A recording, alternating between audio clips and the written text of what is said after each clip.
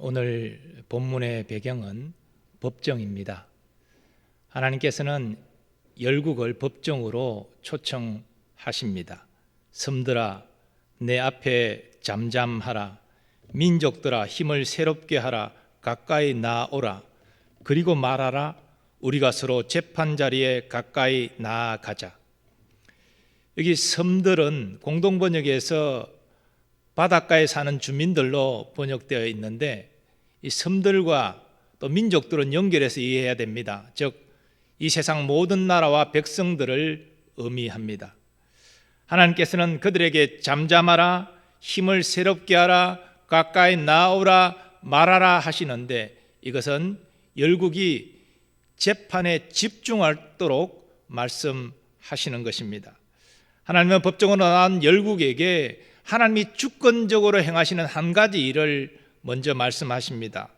누가 동방에서 사람을 일깨워서 공의로 그를 불러 자기 발 앞에 이르게 하였느냐. 열국을 그의 앞에 넘겨주며 그가 왕들을 다스리게 하되 그들이 그의 칼에 티끌 같게 그의 활에 불리는 촉에 같게 하며 그가 그들을 쫓아가서 그의 발로 가보지 못한 길을 안전히 지났나니 이 일을 누가 행하였느냐? 누가 이루었느냐? 누가 처음부터 만대를 불러내었느냐? 나 여호와라. 처음에도 나요 나중에 있을 자에게도 내가 곧 그니라. 하나님은 동방에서 한 사람을 부르겠다라고 말씀하시는데, 이 부름받는 사람은 페르시아 고레스 왕입니다. 하나님께서 고레스 왕을 통해서 열국을 공의로 심판하시겠다 말씀하십니다. 어떤 학자들은 이 고레스라는 인물이 가공의 인물이다 그렇게 주장하지만 1879년에 원형 점토 형태의 고레스 실린더가 발견되어지고, 그리고 그 기록 내용을 통해서 고레스가 바벨론을 정복한 실제 인물임을 확인하였습니다. 하나님께서는 160년 이상 전에 이사야 선지자를 통해서 고레스의 등장을 예고하신 것입니다. 실로 하나님은 역사를 주관하시는 전능하신 하나님이십니다. 열국은 고레스 왕의 등장으로 두려워합니다. 그래서 대책을 세워서 위기를 벗어나려고 합니다. 그 대책은 크게 두 가지로 나옵니다. 첫 번째는 서로 동맹을 맺어서 고레스를 함께 대적하자는 것입니다. 두 번째는 각 나라마다 우상을 많이 만들어서 우상을 섬김으로 이 위기를 벗어나 보자는 것입니다. 하지만 그런 노력들은 공의로 열국을 심판하시는 하나님의 심판을 피하게 할 수 없습니다. 그런 모든 노력들은 헛된 일에 불과합니다. 그런데 이 고레스 왕의 등장은 바벨론의 포로로 고통하는 이스라엘에게는 자유와 해방으로 이어졌습니다. 그래서 하나님은 말씀하십니다. 그러나 나의 종 너 이스라엘아, 내가 택한 야곱아, 나의 벗 아브라함의 자손아, 내가 땅 끝에서부터 너를 붙들며 땅 모퉁이에서부터 너를 부르고 내게 이르기를 너는 나의 종이라. 내가 너를 택하고 싫어하여 버리지 아니하였다 하였노라. 아멘. 나라가 망하고 바벨론의 포로로 끌려와서 70년 동안 고통하며 살던 이스라엘 자손은 하나님이 자신들을 버리셨다 생각했습니다. 그러나 하나님은 말씀하십니다. 너는 나의 종이라. 내가 너를 택하고 싫어하여 버리지 아니하였노라. 그리고 이어서 그 유명한 말씀을 하십니다. 두려워하지 말라. 내가 너와 함께함이라. 놀라지 말라. 나는 내 하나님이 됨이라. 내가 너를 굳세게 하리라. 참으로 너를 도와주리라. 참으로 나의 의로운 오른손으로 너를 붙들리라. 아멘. 하나님은 내가 너와 함께하니 두려워하지 말라 말씀하십니다. 나는 너의 하나님이니 놀라지 말라 말씀하십니다. 이스라엘의 하나님께서 함께 하시니 이스라엘 자손은 전혀 두려워할 필요도 놀랄 필요도 없다는 것입니다. 그리고 이어서 하나님은 말씀하십니다. 내가 너를 굳세게 하리라. 내가 너를 도와주리라. 내가 나의 의로운 오른손으로 너를 붙들어 주리라 말씀하십니다. 하나님이 이렇게 굳세게 하시고 도와주시고 붙들어 주시면 이스라엘 자손은 안전하다는 것입니다. 그리고 하나님은 이스라엘을 멸망시킨 바벨론을 심판하겠다고 말씀하십니다. 한때 저들은 하나님의 심판 도구였습니다. 우상 숭배로 폐역한 남유다를 심판하는 하나님의 도구로 바벨론은 쓰임받았습니다. 그러나 이 일로 고대 근동의 최강대국이 되자 저들은 교만해졌습니다. 죄악 가운데 살았습니다. 이제 하나님의 공의의 심판을 받게 된다는 것입니다. 그래서 바벨론의 수치를 당하고 아무것도 아닌 존재로 전락합니다. 그러나 그 바벨론의 포로로 끌려와서 고통하던 이스라엘 자손은 해방되어 예루살렘으로 돌아가는 기쁨을 누리게 됩니다. 이것은 하나님이 베푸시는 은혜입니다. 그러므로 하나님은 다시 이스라엘 자손에게 두려워하지 말라 말씀하십니다. 이는 나 여호와 너의 하나님이 내 오른손을 붙들고 내게 이르기를 두려워하지 말라 내가 너를 도우리라 할 것임이니라. 버러지 같은 너 야곱아 너 이스라엘 사람들아 두려워하지 말라 나 여호와가 말하노니 내가 너를 도울 것이라 내 구속자는 이스라엘의 거룩한 이인이라. 아멘. 하나님은 바벨론 포로 생활의 고통 가운데 심하는 이스라엘 자손에게 내가 너를 도우리라 3번씩이나 강조하며 위로하고 계십니다. 그런데 하나님의 역사는 이스라엘 자손이 포로 생활을 끝나고 예루살렘으로 귀국하는 것으로 끝나지 않았습니다. 하나님은 이스라엘을 영광스럽게 하시겠다라고 말씀하십니다. 보라 내가 너를 날카로운 새 타작기로 삼으리니 내가 산들을 쳐서 부스러기를 만들 것이며 작은 산들을 겨같이 만들 것이라. 네가 그들을 까부른즉 바람이 그들을 날리겠고 회오리 바람이 그들을 흩어버릴 것이로되 너는 여호와로 말미암아 즐거워하겠고 이스라엘의 거룩한 이로 말미암아 자랑하리라. 아멘. 하나님께서 이스라엘을 날카로운 새 타작기 같이 강하게 세우신다는 것입니다. 그런데 역사적으로 보면 포로 귀환한 이스라엘 자손이 강한 민족이 되어서 주변 나라를 정복하고 심판한 기록은 나타나지 않습니다. 그러므로 이 예언의 말씀은 예언의 복합성의 원리에 따라서 영적으로 이해할 필요가 있습니다. 이스라엘은 영적으로 보면 예수 믿어 하나님의 자녀된 백성들을 의미합니다. 바로 여러분과 저입니다. 하나님의 백성이 세상을 정복하는데 이제 예수 그리스도의 오심으로 어떻게 정복합니까? 칼과 무기로 정복합니까? 아닙니다. 복음의 능력으로 정복합니다. 그리고 예수 그리스도의 재림을 통해서 새하늘과 새 땅에서 왕노릇하면서 세상을 통치하게 됩니다. 하나님이 그것을 영광스러운 이스라엘의 회복으로 말씀하고 계신 것입니다. 17절 이하 말씀을 보면 그 이스라엘의 영광스러운 회복의 모습이 비유적으로 잘 표현되어 있습니다. 먼저 이스라엘이 가련하고 가난한 자처럼 물을 구하지 못해서 아주 갈증이 심한 모습일 때 하나님께서 응답하여 주십니다. 이스라엘이 헐벗은 산과 같을 때 그 산에 강을 하나님이 내십니다. 메마른 골짜기에 샘을 나게 하십니다. 또 광야가 못이 되게 하시고 마른 땅이 샘의 근원이 되게 하십니다. 더하여 하나님은 광야에 백향목과 여러 나무를 심으시고 사막에 잣나무와 소노마와 같은 마른 나무들이 자라게 하실 것입니다.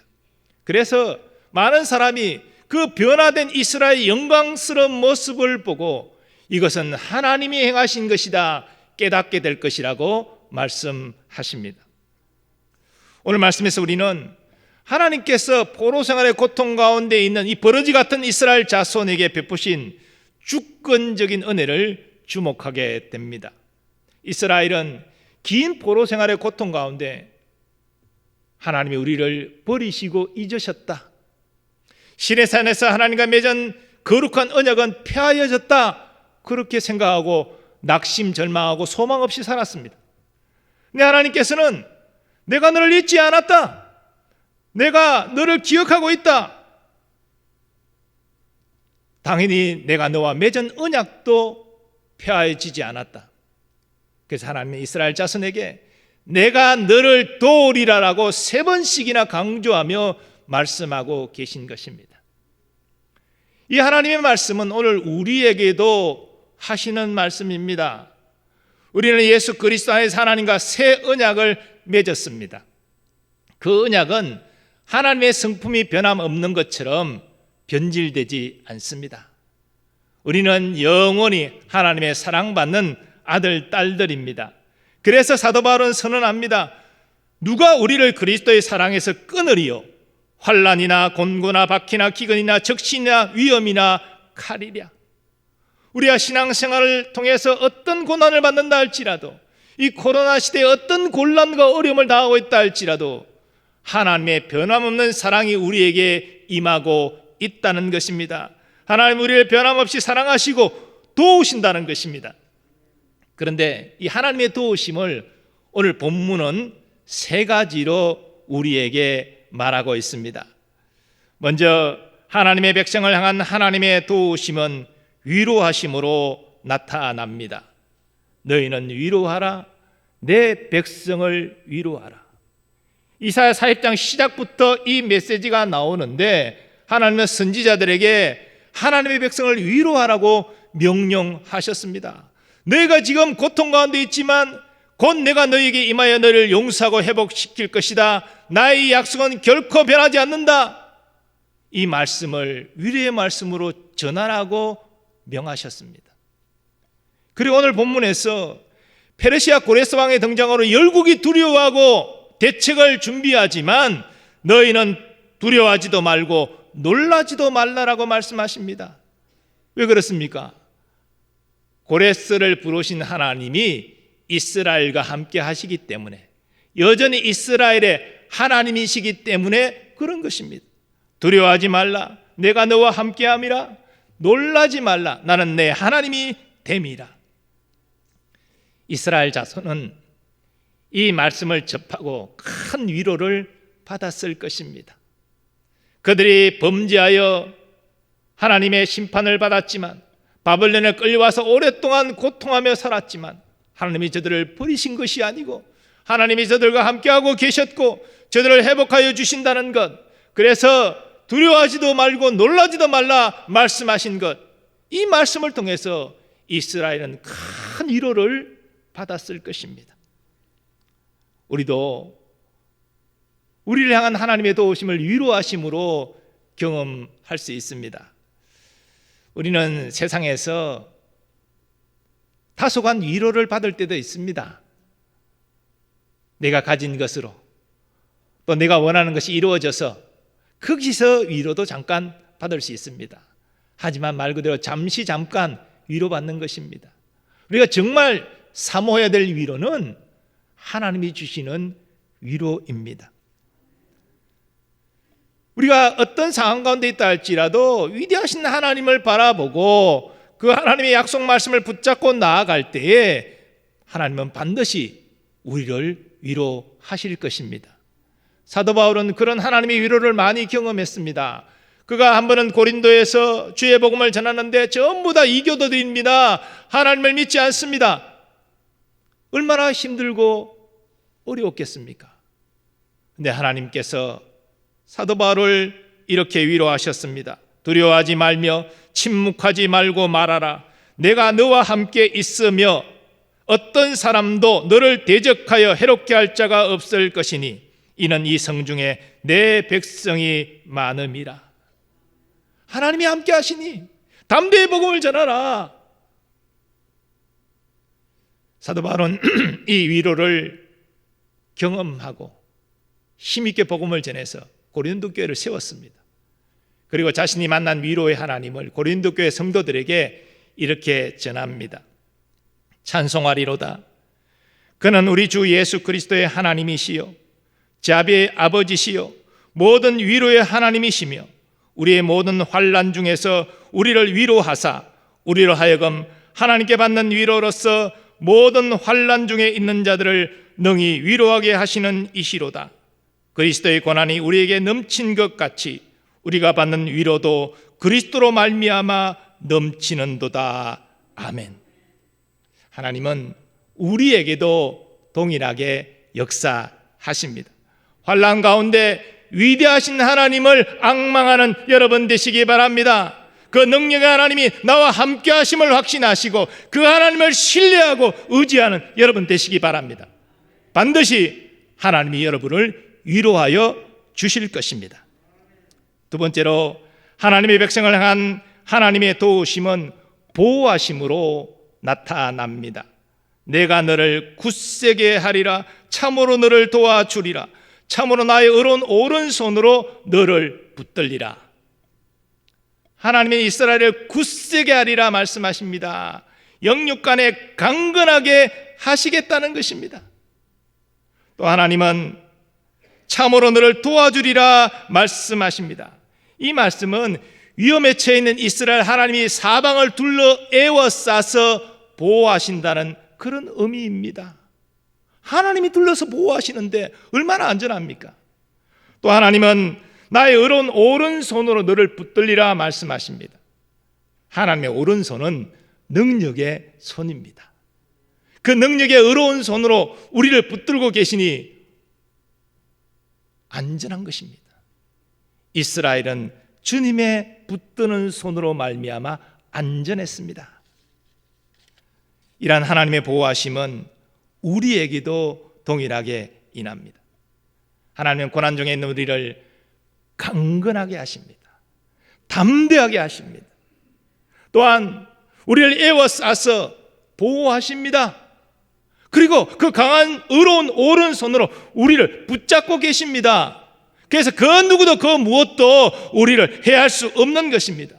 이것을 경험한 사람은 임마누엘 하나님을 고백합니다. 하나님이 나와 함께 하십니다. 누가 뭐래도 나는 나와 함께 하신 하나님을 신뢰하고 의지합니다. 그렇게 담대히 나아가는 것이지요. 그리고 주님 안에서 자신의 안전을 확신하고 이렇게 찬양합니다.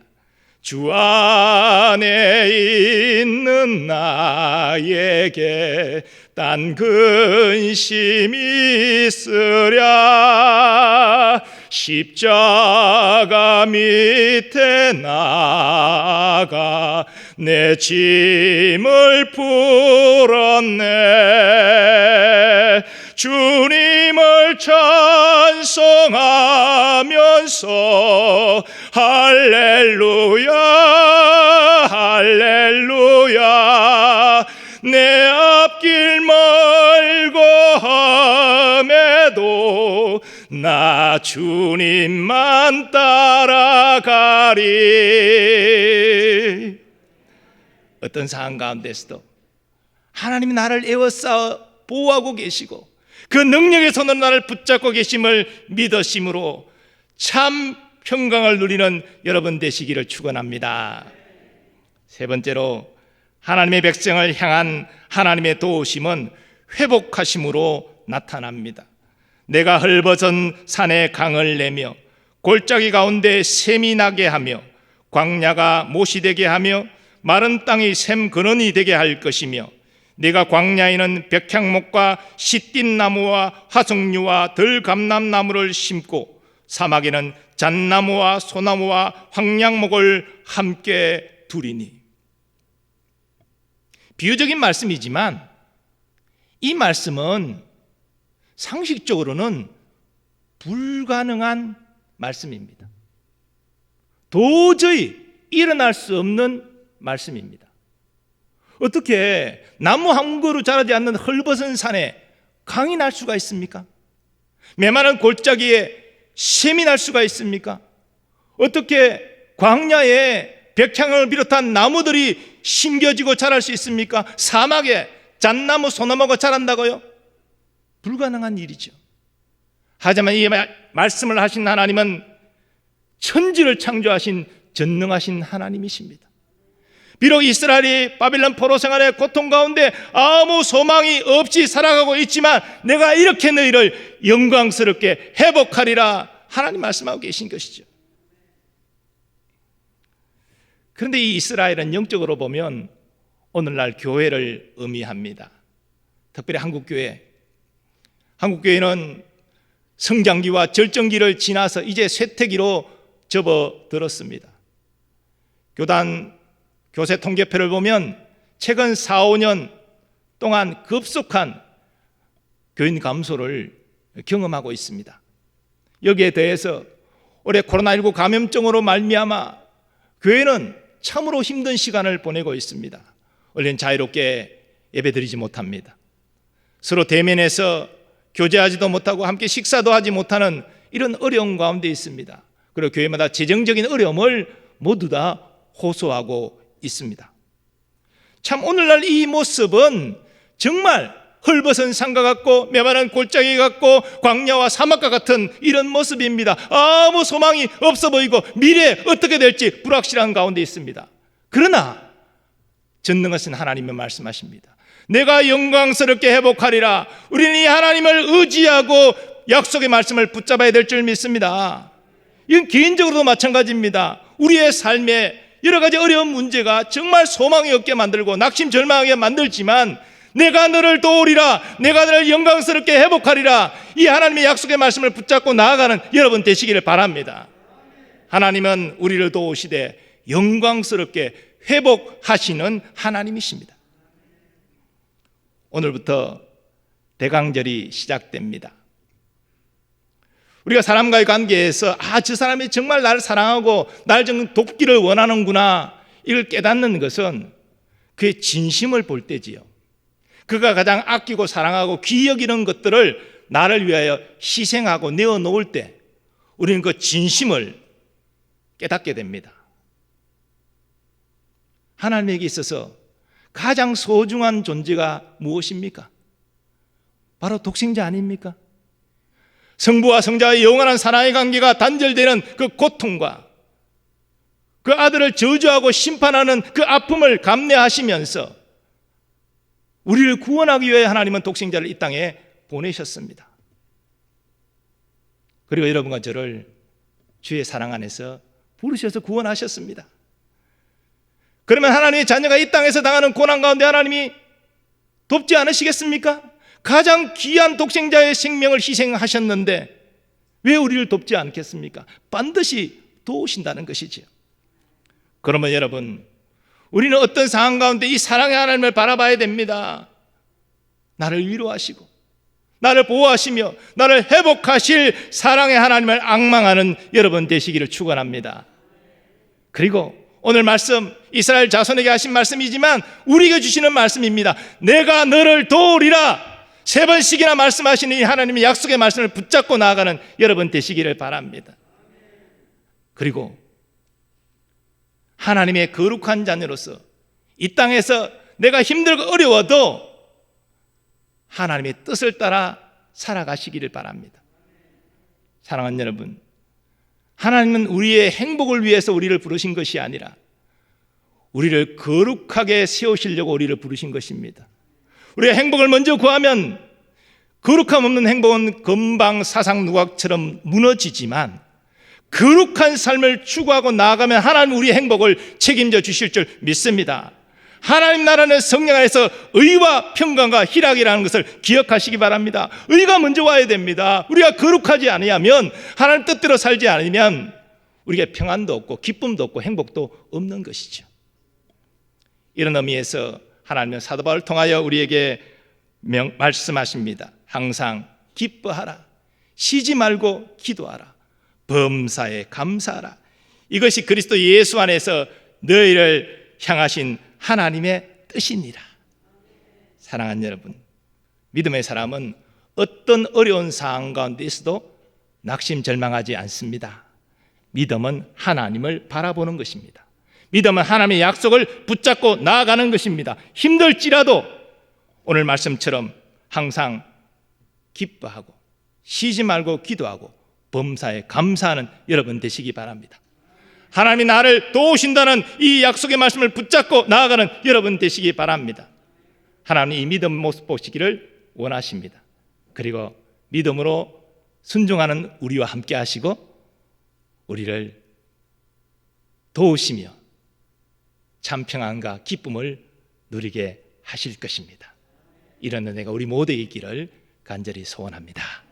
하나님 아버지, 코로나 힘든 시대 가운데 우리가 살아가고 있습니다. 바벨론 포로 생활의 고통 가운데 신음하는 이스라엘 자손과 흡사한 모습입니다. 그러나 하나님께서 이스라엘을 버리시지 아니하신 것처럼 우리도 버리시지 아니하심을 믿습니다.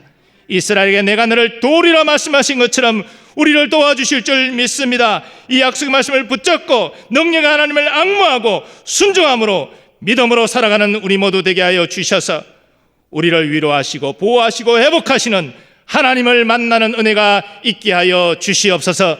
예수님의 존귀하신 이름으로 기원하옵나이다. 아멘.